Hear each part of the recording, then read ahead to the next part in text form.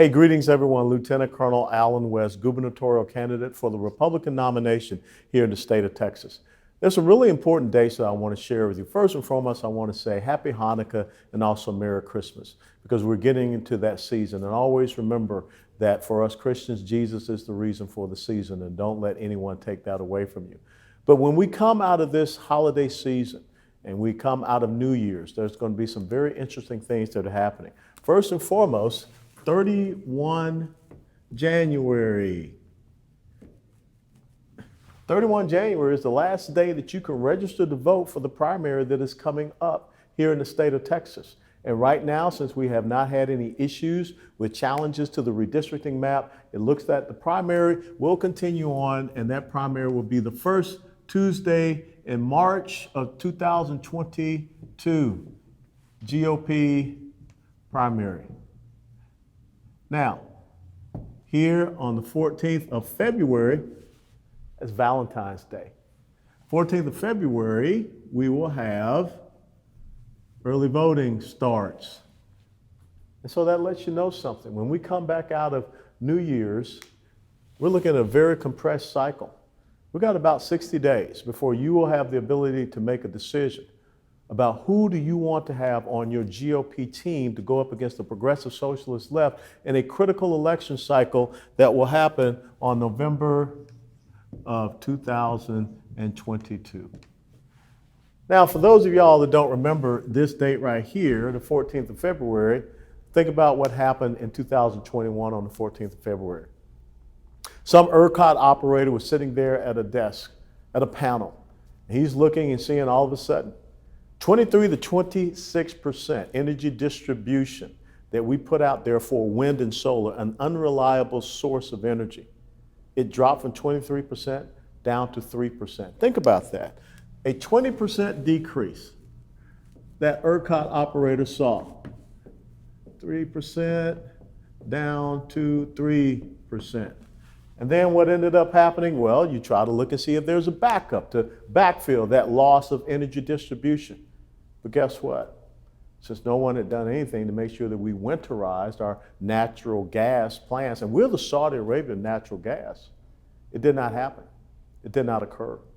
And so the state of Texas, a state that is rich in energy resources, went into a deep freeze. My youngest daughter, Austin, she lost her power from Sunday all the way down to Friday morning. So without a doubt, she could not stay there. She was pregnant with our grandson at the time. God blessed us so that we did not lose power in our home there in Garland, so they were able to come over and stay with us. But how many people out there did not have those alternatives? How many people out there did not have a fireplace?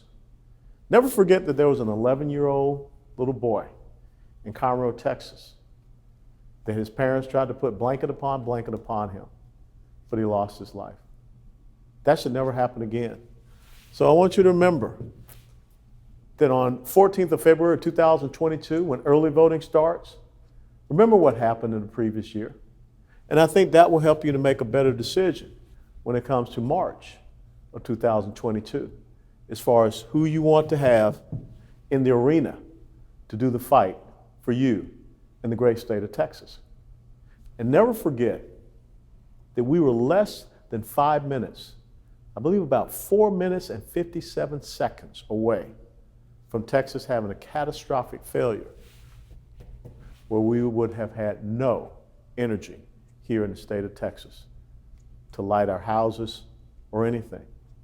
In other words, the state of Texas, here in the United States of America, the state that made sure that we could be energy independent, would have looked like North Korea on a satellite map at night.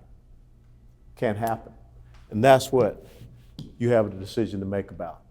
But the other thing I want to talk to you about is the incredible juxtaposition of choices that you have to make leading up to that first Tuesday in March of 2022, and then also in November 2022. So goes Texas, so goes America. So goes America, so goes the free world. Therefore, the eyes of the world are on Texas and what we're going to be doing here. And so one of the things that the military taught me is you always carry around your little 3x5 cards. That's what the Army taught me. Now, some of you guys in the Navy and the Air Force, y'all are really smart. I couldn't pass that entrance exam for you guys, so you probably don't need smart cards. You probably don't need the 3x5 cards. But I would suggest that you do, because there's two different choices that we can make. First choice we can make when we come here 1st of March of 2022 and November 2022, we can choose in Texas to be victors, or we can choose to be victims. If you remember our last Chalk Talk, we talked about constitutional conservatism and progressive socialism. And what does constitutional conservatism believe? It believes in making you a victor. It believes that even though you were born in a blacks-only hospital on 7 February 1961, you can still rise up. You can command a battalion of 600 in combat, even though your dad was only a corporal in a segregated army. You can be a member of the United States House of Representatives. You can be the chairman of the largest red state Republican Party in the whole country. And you can run for governor in the exact same large state, the state of Texas.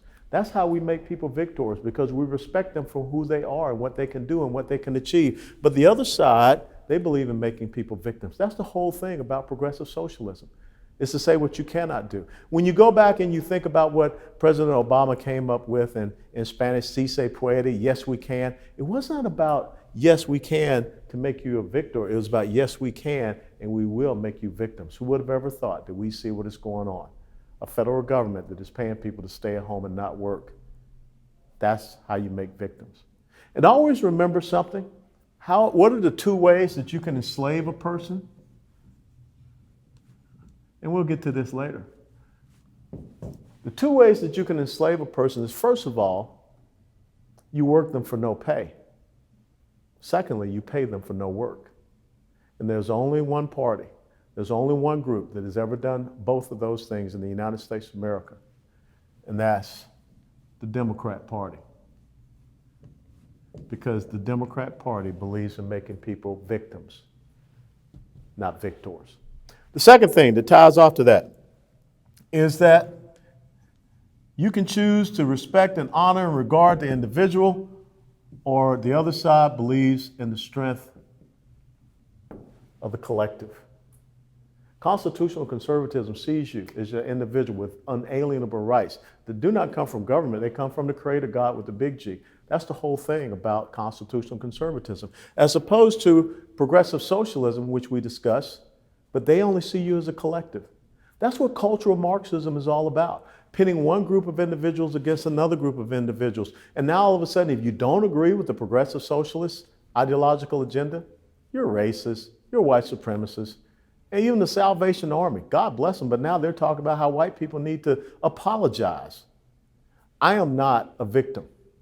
I do not feel oppressed because of my skin color. But if I fall under the ideological agenda of the other side, I will be a victim, and I will be lumped in as part of a collective. That's not what we want in Texas. That's not what we want in America. The other thing, again, we talk about economic empowerment as opposed to economic enslavement, which comes right back up to here. You work people for no pay, or you pay people for no work. That's what the Democrat Party does. But what we're talking about here is rugged individual entrepreneurship. We're talking about the policies and the way of life that enables a person that has an idea to go out and grow that idea, to grow a business and hire other people. And from that, other people can have an idea and they can expand their idea.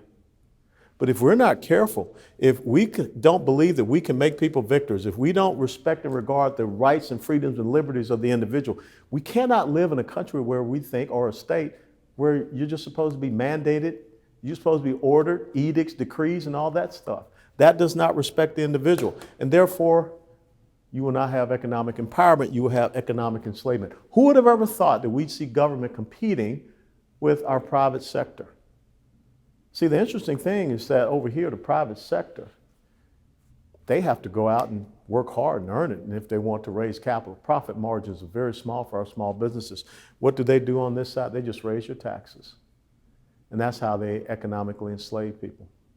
And if you don't believe me, look at what has happened in all of those inner city communities that have been under Democrat control. Do you see economic empowerment, Or do you see economic enslavement? Do you see small business growth? No, you don't. These are the choices you have to make. The other thing is that we must understand Texas sovereignty as opposed to open borders. The Biden administration has unconstitutionally implemented an open borders policy. They don't see the United States worth defending or protecting. They're violating their constitutional duty and responsibility. The guarantee clause, Article 4, Section 4, says that two things that the federal government is supposed to guarantee is a Republican form of government, which basically respects these things, the individual rights, freedoms, and liberties, and then also to protect every state in the union from invasion. But when you believe in an open borders agenda, you don't believe in sovereignty. And so why would we want to have people running the state of Texas, like Robert Francis O'Rourke, who embraces an open borders agenda? And the only way you defeat the progressive socialist left is that on the 1st of March, 2022, you select a strong team to go up against them in November of 2022 and defeat them, to make sure that we have sovereignty for Texas, we don't have open borders for Texas.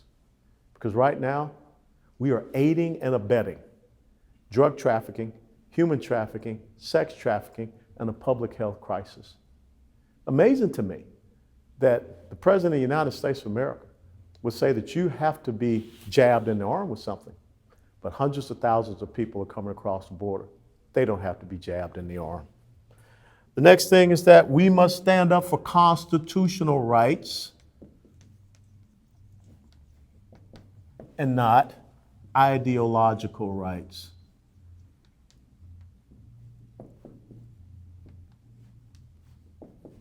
What do I mean by that? Let's get back to the Constitution, being the U.S. Constitution, the Texas state Constitution, because it defines what your rights, your freedoms, and liberties are.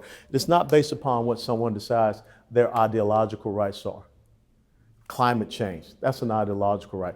The marriage thing, the murdering unborn babies, the whether or not here in the state of Texas we should be chemically and physically castrating our children because of a mental illness. I didn't say this, a mental condition.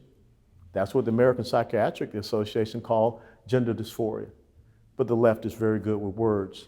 And now they want us to believe that anyone has the right, to include our children, to decide what gender they want to be. I think we're up to 64 different genders now. Good thing I'm not taking biology today, because I struggled understanding the two genders. And that's why we have to get back to constitutional rights and stop letting people to define rights based upon their ideology. And therefore, if you don't agree with these ideological rights, then you're demonized, you're denigrated, and you're disparaged. All we got to do is get back to our constitutional rights. And the last thing that's so important, why this date and this date is critical, is we must restore in the United States of America and in Texas the equality of opportunity as opposed to the equality of outcomes.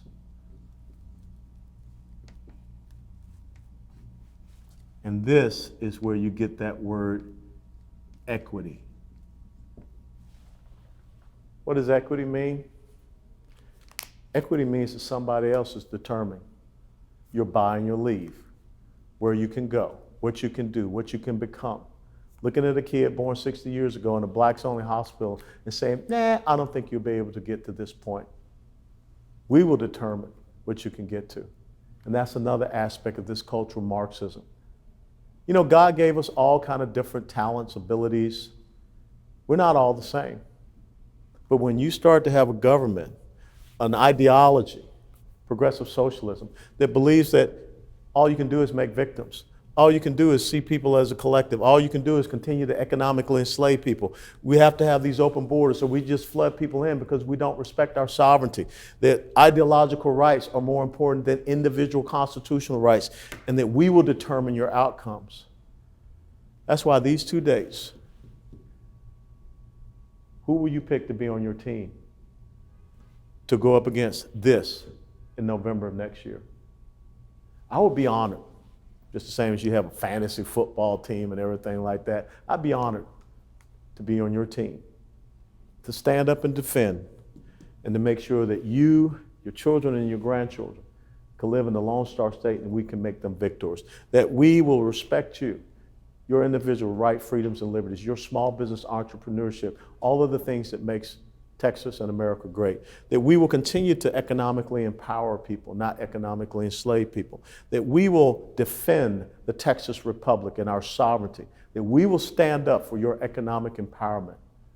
And most importantly, that you will always have an equality of opportunity, not an equality of outcomes. And the equality of opportunity starts with a good quality education, not an education based upon saying that one certain group of people are oppressed and the other oppressors, but an education that teaches us about the history of Texas, develops critical thinking skills in our young people. But most importantly, it's all about honoring all of the men and women, their service, their sacrifice, and their commitment for you to be living here today in the great state of Texas. 31 January 2022, voter registration will end. 14th of February, early voting begins. And never forget what happened the previous year on the 14th of February. I won't, because I hate being cold. First Tuesday in March of 2022, the GOP primary. And then November 2022 is the election. Basically, you got about 60 days when we come out of New Year's for you to make the decision. Do you choose this path?